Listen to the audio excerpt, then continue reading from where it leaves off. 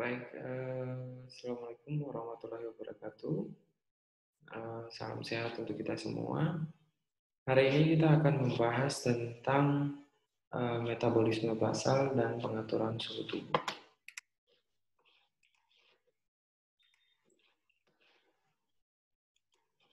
Jadi, kalau bicara soal metabolisme basal itu adalah jumlah kalori yang dibutuhkan oleh tubuh untuk menjalankan fungsi dasarnya seperti bernafas, menggerakkan detak jantung, fungsi otak, dan berbagai kegiatan lain di dalam tubuh sepanjang waktu. Ketika kita makan, kita juga melakukan penyerapan sehingga proses makanan juga membutuhkan kalori.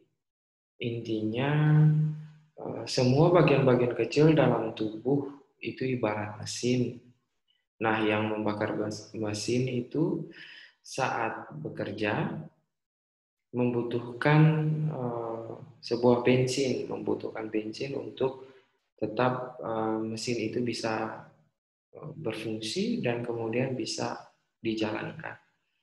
Nah, semakin kita bergerak atau beraktivitas, maka semakin banyak juga bensin atau energi yang dibutuhkan untuk dibakar. Contohnya, ketika paru-paru itu membakar energi saat bernafas. Kemudian paru-paru akan bekerja lebih berat saat naik tangga dibandingkan dengan saat duduk. Artinya, apapun yang kita lakukan, basal metabolisme itu maka energi yang kita butuhkan juga semakin banyak. Nah, bicara soal metabolisme basal, maka ada yang disebut dengan metabolisme basal rate. Nah, sebelum saya menjelaskan ini lebih lanjut, kita juga harus review kembali bahwa metabolisme itu adalah suatu istilah yang mengacu pada perubahan-perubahan kimiawi yang terjadi dalam tubuh untuk pelaksanaan berbagai fungsi vitalnya. Nah, setiap sel terdiri atas protoplasma yang memiliki kemampuan untuk mengambil oksigen dan bahan keperluan lainnya seperti nutrisi dan menyisihkan bahan tertentu lainnya sebagai barang buangan atau sisa metabolisme, termasuk karbon dioksida. Nah, kecepatan metabolisme basal ini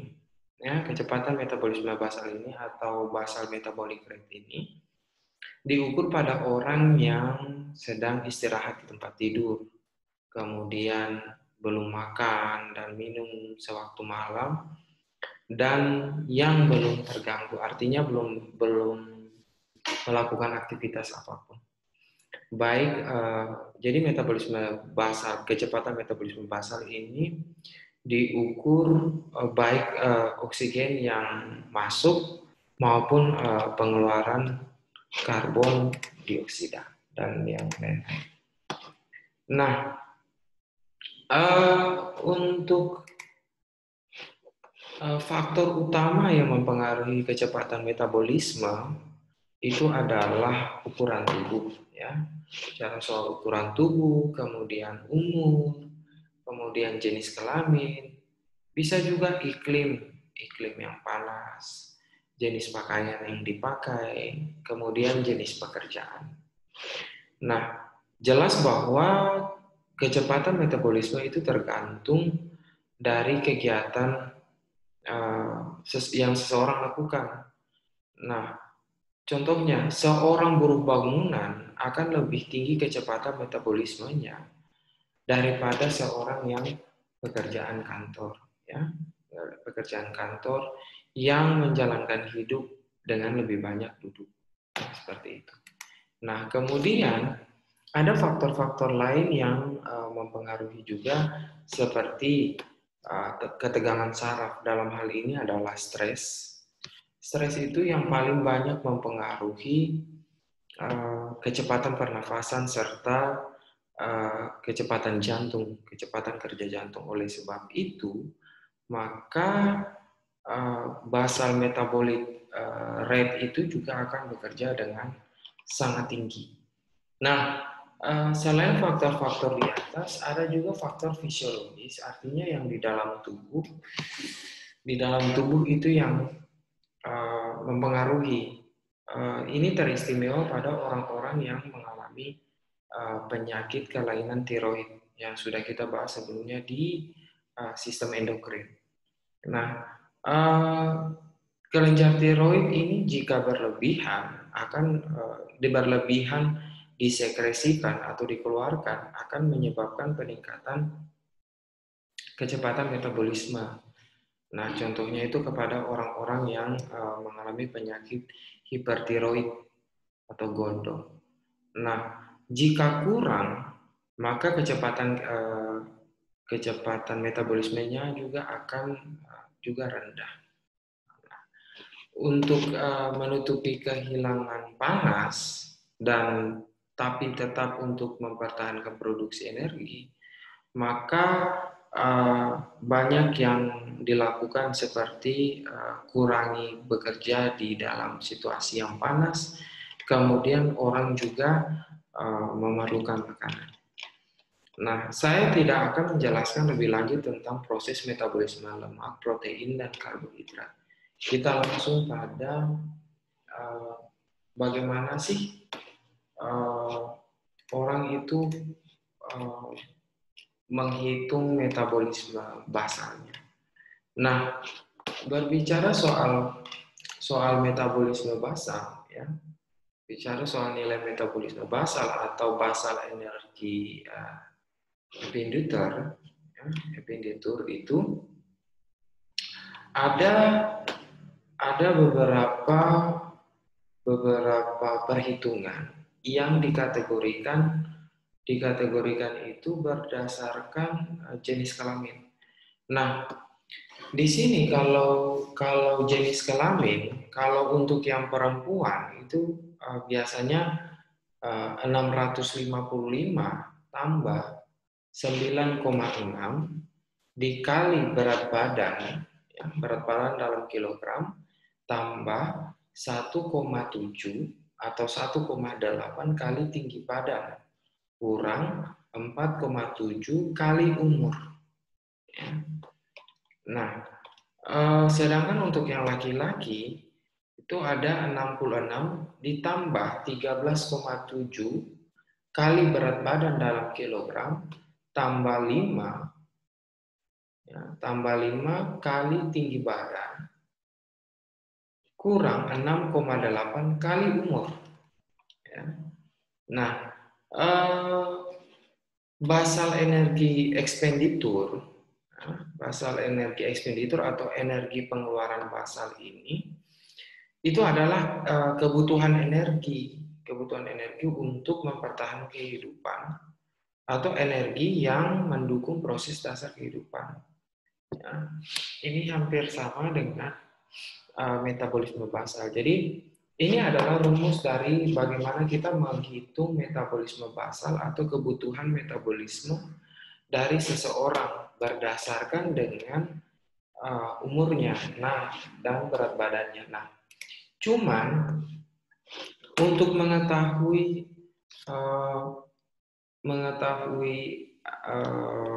basal energi ekspenditur atau energi yang dibutuhkan dalam metabolisme basal, kita sebagai seorang nutrisionis atau bahkan seorang tenaga kesehatan itu harus mengetahui bagaimana sih menghitung berat badan ideal dari seseorang. Jadi ada yang dinamakan dengan menghitung IMT atau indeks massa tubuh, apakah seorang ini berat badannya normal atau obesitas.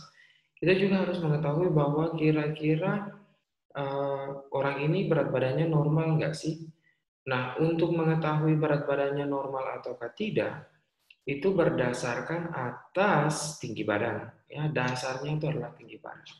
Nah, dibagi juga untuk berat badan yang untuk cowok atau laki-laki dan untuk perempuan. Nah, berat badan ideal seorang laki-laki itu dilihat dari tinggi badannya. Perempuan juga seperti itu. Namun, ini adalah rumusnya. Jadi, tinggi badan dalam sentimeter kurang 100 kurang tinggi dalam sentimeter kurang 100 kali 10%. Jadi contoh, seseorang itu memiliki tinggi badan 1,60 m jika dikonversikan di dalam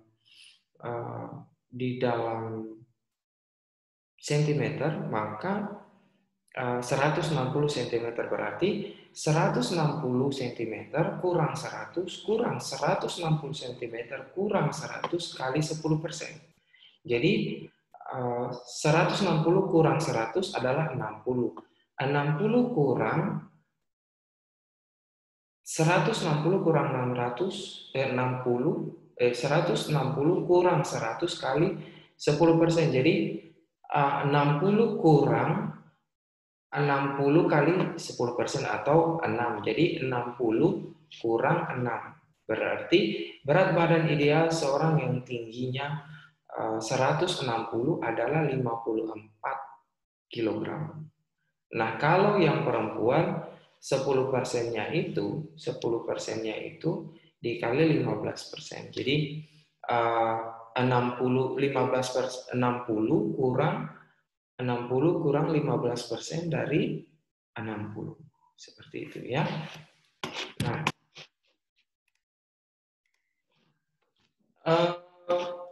jadi kalau kita bicara soal metabolisme basal ini, memang banyak sekali yang harus diperhatikan ya, yang harus diperhatikan. Jadi bicara soal metabolisme basal itu adalah sejumlah kebutuhan energi yang dibutuhkan untuk seseorang melaksanakan aktivitasnya. Nah, untuk melaksanakan aktivitasnya dibutuh energi. Nah, energi yang dibutuhkan itu adalah kita menggunakan rumus dari ini, basal energi expenditure ya, expenditure ini. Nah, yang dilihat dari tadi yang sudah dibilang bahwa kalau yang laki-laki 66 tambah 13,7 kali berat badan dalam kilogram tambah 5,0 kali tinggi badan kurang 6,8 kali umur. Begitupun juga dengan perempuan. Nah, cuman harus kita perhatikan di sini bahwa ada beberapa hal yang mempengaruhi metabolisme basal ini untuk manusia, yaitu ada umur, ada jenis kelamin, ada pertumbuhan, ada tinggi badan, ada massa otot, ada temperatur, kemudian tidur, kemudian ada soal endokrinnya yang tadi sudah dijelaskan, ada penyakit-penyakit yang mempengaruhi, ada status nutrisi, ada kehamilan. Nah,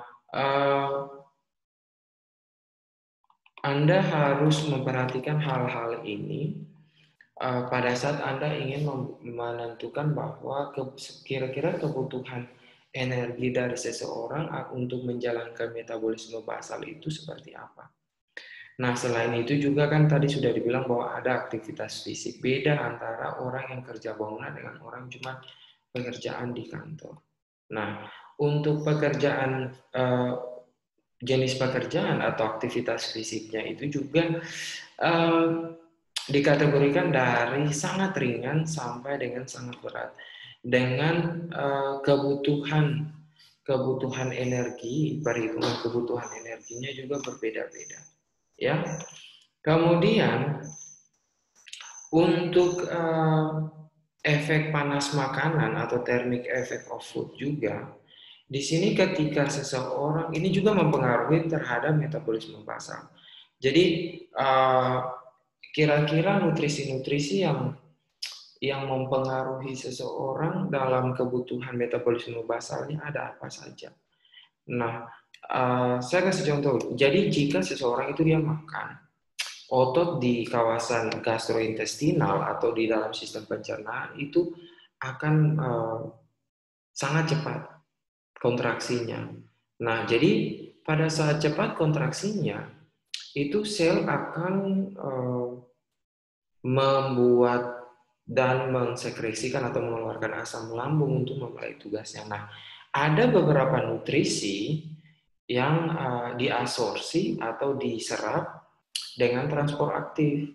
Nah, kecepatan dari aktivitas ini juga membutuhkan energi dan produksi panas. Nah, itulah yang disebut dengan efek panas makanan.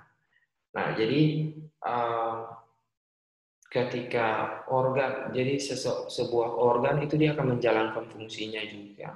Dia membutuhkan energi juga. Jadi apapun yang ada di dalam tubuh itu dia membutuhkan energi untuk melaksanakan tugasnya. Nah, nutrisi-nutrisi tersebut ada karbohidrat, ada protein, ada lemak, ada juga alkohol.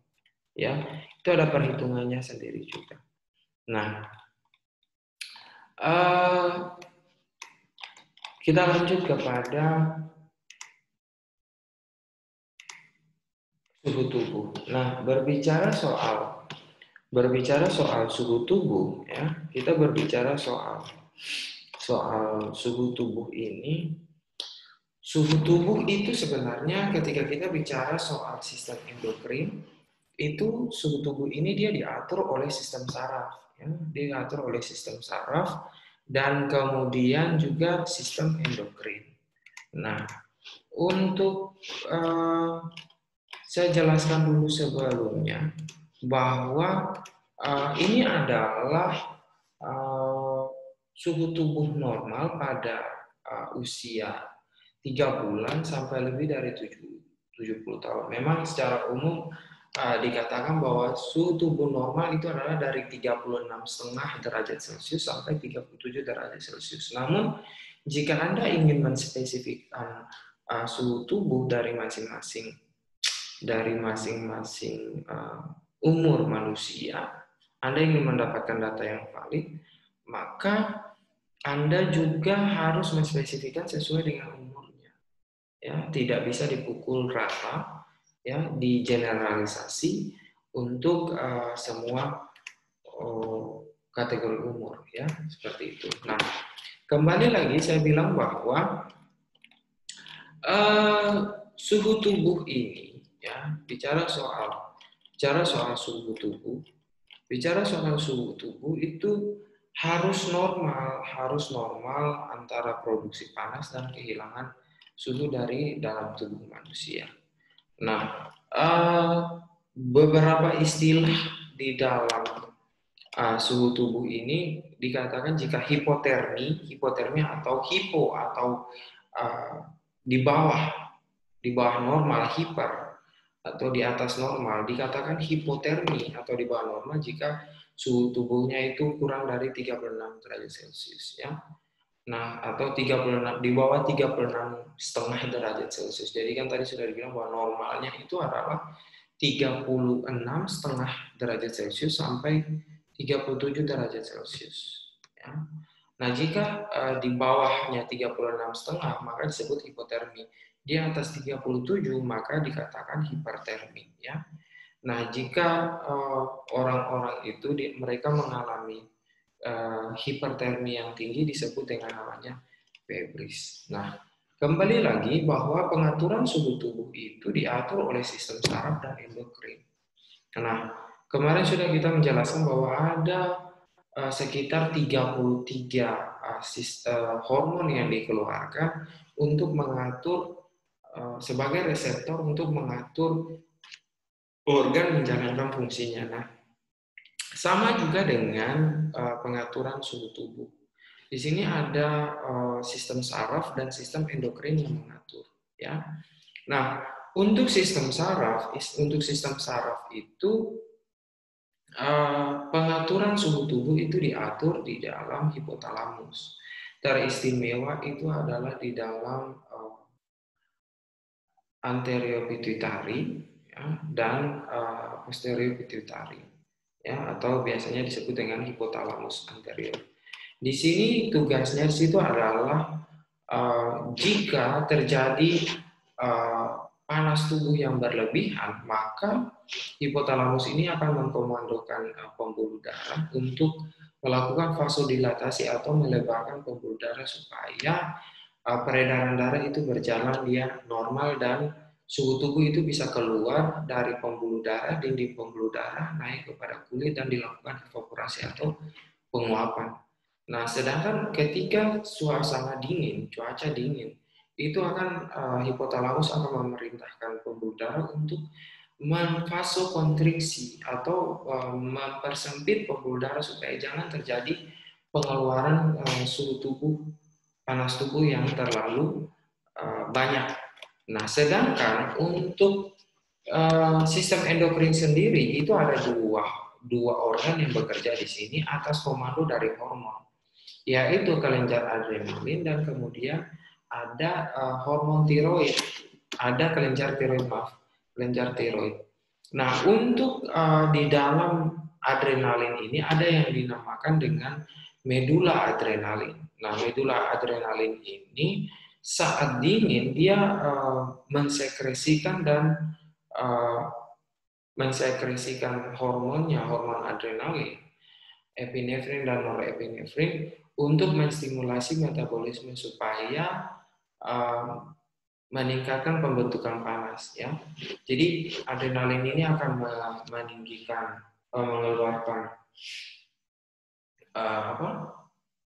hormon di dalam akan bekerja dengan cara mengeluarkan epinefrin dan norepinefrin supaya dan mengedarkan ke seluruh tubuh, dan kemudian si tiroid ini akan mengeluarkan sekresinya juga. Nah, sekresinya apa? Nah, tiroid ini akan mengeluarkan tiroksin, ya. Nah, tiroksin ini yang nanti akan meningkatkan metabolisme. Jadi metabolisme semua organ akan bekerja secara cepat, dan kemudian bekerja secara cepat dan terjadi pelepasan energi yang dihasilkan dari metabolisme karbohidrat, protein, dan lemak untuk semua organ bisa bekerja dan suhu tubuh kembali bisa normal lagi, ya. Nah, selain itu juga ada hormon testosteron, ya. Testosteron juga itu juga bisa membantu kira-kira 10-15%. Nah, sedangkan untuk yang progesteron juga bisa juga membantu, progesteron pada wanita itu juga bisa membantu kira-kira sekitar 0,3 sampai 0,6 derajat Celcius, ya, bisa membantu. Nah, sedangkan hormon testosteron itu bisa 10-15% untuk di atas suhu basal, ya. Nah, selain itu ada juga hormon pertumbuhan atau growth hormone yang bisa membantu juga sekitar 15-20%, ya, supaya produksi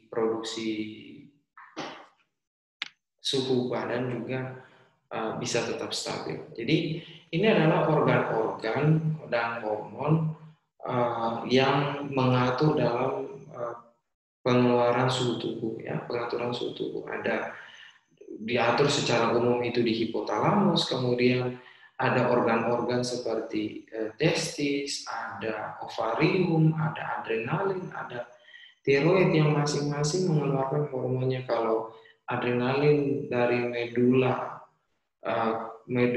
adrenal itu mengeluarkan epinefrin dan norepinefrin, kemudian dia akan menstimulasi tiroid untuk mengeluarkan tiroksin, dan kemudian juga akan menstimulasi growth hormone, menstimulasi progesteron dan testosteron, ya, untuk tetap suhu tubuh tetap stabil. Nah, untuk pengeluaran, ya, untuk pengeluaran panas, produksi panas, untuk mengeluarkan produksi panas, tadi kan sudah saya jelaskan bahwa ada beberapa hal yang mempengaruhi produksi panas. Tadi yang saya sudah jelaskan sebelumnya, ada epinefrin mengeluarkan medula adrenal mengeluarkan epinefrin dan norepinefrin, kemudian tiroid mengeluarkan tiroksin, terus kemudian nanti ada progesteron, ada testosteron, ada growth hormone ya. Nah, selain itu juga ada basal metabolisme rate yang tadi sudah kita jelaskan sebelumnya tentang energi yang dibutuhkan atau kecepatan metabolisme basal akibat dari aktivitas yang lebih tinggi, dan kemudian ada penyakit lain seperti demam karena mungkin peradangan, ada luka dan sebagainya. Ya. Nah, sedangkan untuk kehilangan panas ini sendiri, kembali lagi kita ke pelajaran dari SMP, belajar tentang bagaimana sih proses pengeluaran panas. Nah, untuk pelepasan panas atau kehilangan panas ini bisa juga terjadi karena konduksi atau konveksi, kemudian ada radiasi, ada evaporasi. Nah, kalau kita bicara soal konduksi, coba saya kasih contoh. Ketika Anda demam terus kemudian Anda dikompres. Kompres itu kan sebenarnya untuk mencoba bagaimana suhu yang ada di dalam tubuh itu keluar, dan karena distimulasi oleh kain atau plester kompres ya, semakin kain atau plester kompres itu dipanaskan maka semakin banyak juga suhu yang dikeluarkan. Kemudian bicara soal konveksi, seperti sudah panas kemudian kena kipas angin seperti itu ya. Kemudian ada radiasi kontak dengan lingkungan, ada evaporasi melalui proses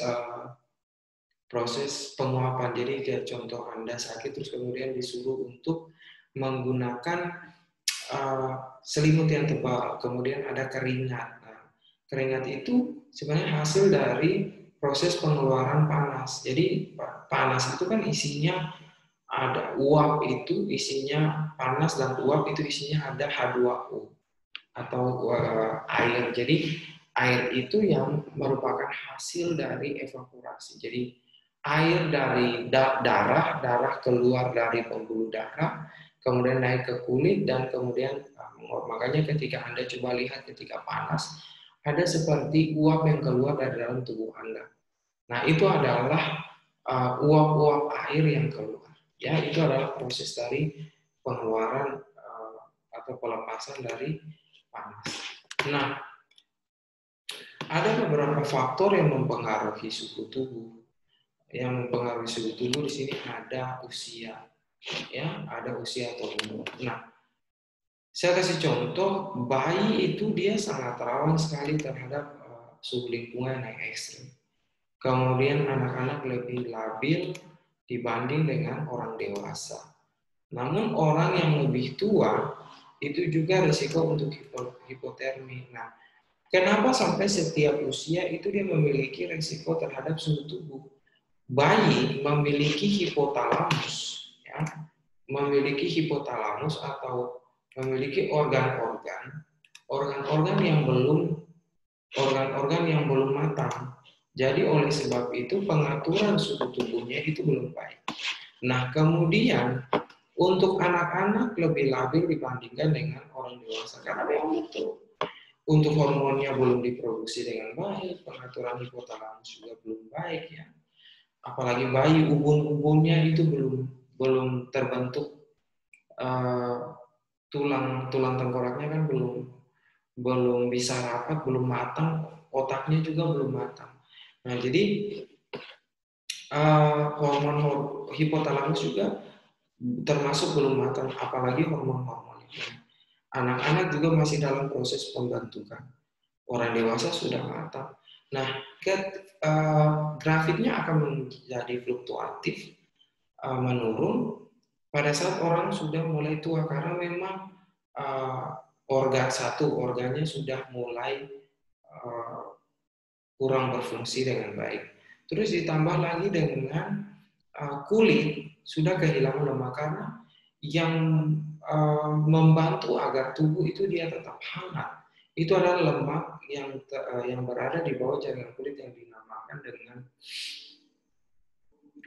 apa namanya, hipodermis, ya, hipodermis. Itu isinya lemak semua. Jadi dia menjaga supaya jangan sampai terjadi. Jadi lemak itu jangan disimpan di bawah kulit supaya jangan terjadi pengeluaran suhu tubuh yang terlalu tinggi, ya, terlalu tinggi. Saya kasih contoh orang yang tinggal di suku Eskimo yang tinggal di Antartika, karena mereka lebih banyak makan yang lemak-lemak. Supaya lemak itu diserap di dalam tubuh sehingga disimpan di bawah kulit di hipodermis, dan mereka itu lebih bisa bertahan. Nah, saya kasih contoh juga beruang kutub. Itu kenapa sampai beruang itu dia bisa badannya besar-besar, isinya adalah lemak semua, ya, karena memang dia tinggal di tempat yang dingin. Terus kemudian ada faktor lain juga. Faktor lain di sini adalah siklus sirkadian, ya, siklus sirkadian. Nah, jadi siklus sirkadian itu adalah ritme di dalam tubuh, ya, irama sirkadian, waktu yang sudah diatur karena kebiasaan. Seseorang itu tinggal di suatu daerah, saya kasih contoh, dia sudah tahu bahwa dia tinggal di Papua contohnya, panas pada jam 9 sampai jam 4 sore. Berarti sudah pada saat itu memang sudah tahu bahwa saat-saat itu tubuh sudah mengatur ritmenya supaya terjadi vasodilatasi atau pelebaran pembuluh darah supaya suhu tubuh itu tetap dia normal. Jadi evaporasi tetap keluar, tetap berjalan. Nanti sudah malam, nanti terjadi vasodilatasi, ya, vasokonstriksi, maaf. Jadi pada saat siang dari jam 9 sampai jam 4 sore, tubuh itu sudah mengatur terjadi vasodilatasi atau pelebaran pembuluh darah. Nah, pada saat malam itu sudah di vasodilatasi, ya, penyempitan pembuluh darah. Nah, kemudian selain itu ada juga exercise atau latihan. Jadi semakin banyak aktivitasnya seseorang, maka dia akan berkeringat dong. Suhu tubuhnya meningkat karena metabolisme. Kembali lagi bicara soal metabolisme basal, bahwa energinya diproduksi karena memang tubuh membutuhkan bensin untuk bekerja. Nah, oleh sebab itu hasil dari bensin itu, hasil dari nutrisi yang kita makan, terutama karbohidrat, itu akan meningkatkan suhu tubuh, meningkatkan metabolisme. Kemudian suhu tubuh itu ketika seseorang itu dia bekerja bisa sampai dengan 40 derajat, bisa 30 derajat, 38 derajat Celcius, bahkan sampai 40 derajat Celcius, ya. Ketika seseorang itu beraktivitas, makanya keringatnya keluar itu banyak sekali karena memang energinya diproduksi lebih tinggi, ya, metabolisme basalnya diproduksi lebih tinggi. Kemudian semua organ bekerja, terjadi vasodilatasi atau pelebaran pembuluh darah, panas tubuh keluar bersama-sama dengan air, dan kemudian terjadi keringat. Nah, selain itu juga seperti tadi yang saya sudah jelaskan bahwa ada hormon-hormon yang berpengaruh. Di sini saya kasih contoh adalah hormon progesteron, ya, yang tadi bisa membantu memproduksi sampai dengan 0,3 sampai 0,6 derajat Celcius. Saya kasih contoh untuk progesteron pada wanita. Pada saat wanita itu dia masa subur, pada saat wanita itu di masa subur, badannya akan cenderung lebih hangat. Ataukah pada saat wanita itu mengalami menstruasi, memang betul bahwa hormon progesteron itu dikeluarkan. Jadi pada saat menstruasi, memang betul bahwa progesteron pada saat menstruasi ada terjadi peluruhan di dalam ovarium. Memang itu, atau peradangan, proses peradangan itu nanti akan menimbulkan efek samping, yaitu panas atau demam. Nah, namun secara umum lebih banyak itu dipengaruhi pada pengeluaran hormon progesteronnya yang menyebabkan suhu tubuhnya itu bisa meningkat. Ya. Kemudian ditambah lagi ada yang stres. Stres itu dia menstimulasi saraf simpatis. Kemudian ditambah lagi saraf simpatis itu yang akan membantu pengeluaran dari hormon adrenalin, ya, hormon epinefrin dan norepinefrin, sehingga ketika seorang stres, epinefrin dan norepinefrinnya keluar, dia akan menyebabkan seluruh tubuh itu bekerja dengan cepat. Jadi epinefrin, stimulasi tiroksin dari tiroid, dan akhirnya pengeluaran hormon-hormon ini menyebabkan semua organ itu dia bekerja dengan cepat. Makanya ketika orang stres, kemudian jantungnya berdetak kencang, nafasnya tinggi sekali, keringat. Nah, itu adalah proses itu diraba sudah mulai hangat. Nah, itu adalah proses di mana hormon itu berpengaruh ketika seseorang itu dia stres. Nah, ada faktor lain yaitu lingkungan. Nah, semakin lingkungan ini semakin panas, maka suhu tubuh juga akan berpengaruh. Ya, semakin dingin maka suhu tubuh akan berpengaruh juga. Ya, bisa juga faktor non teknis lainnya adalah lingkungan ini menyebabkan seseorang itu dia stres. Jadi selain dari lingkungan itu yang mempunyai suhu yang lebih panas atau lebih dingin yang menyebabkan tubuh manusia itu dia bisa sangat panas, bisa sangat dingin, bisa juga faktor stres. Faktor stres ini yang nanti akan mempengaruhi fisiologis hormon ya, dan organ. Nah, namun juga ada faktor lain di sini adalah kerusakan organ pada hipotalamus, nah, atau kerusakan otak secara umum. Jadi otak, teristimewa hipotalamus, otak ini kan mengatur seluruh tubuh manusia, ya, mengatur seluruh tubuh manusia, dia mengatur saraf dan lain-lain. Nah,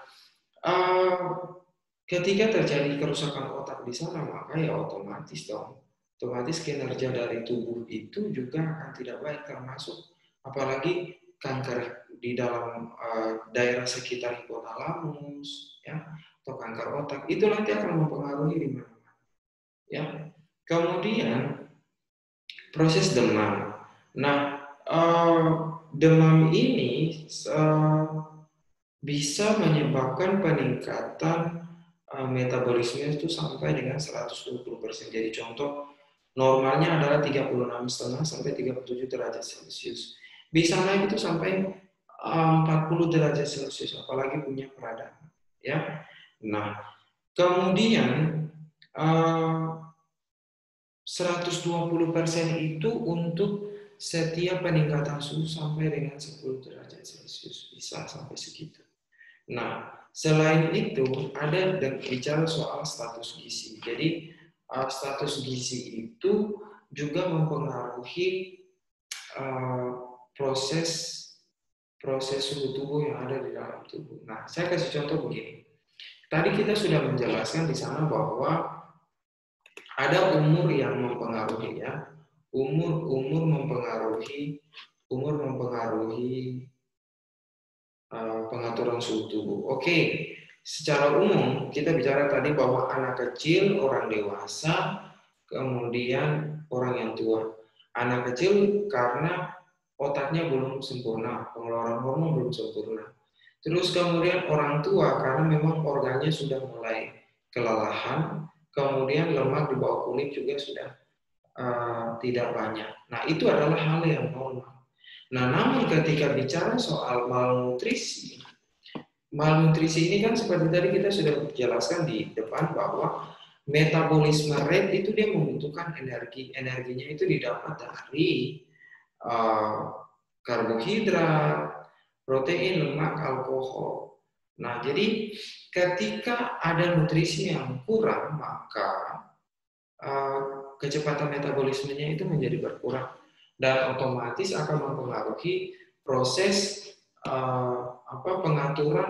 pengaturan suhu tubuh, ya. Pengaturan suhu tubuhnya akan mempengaruhi di sini, produksi panasnya akan berkurang.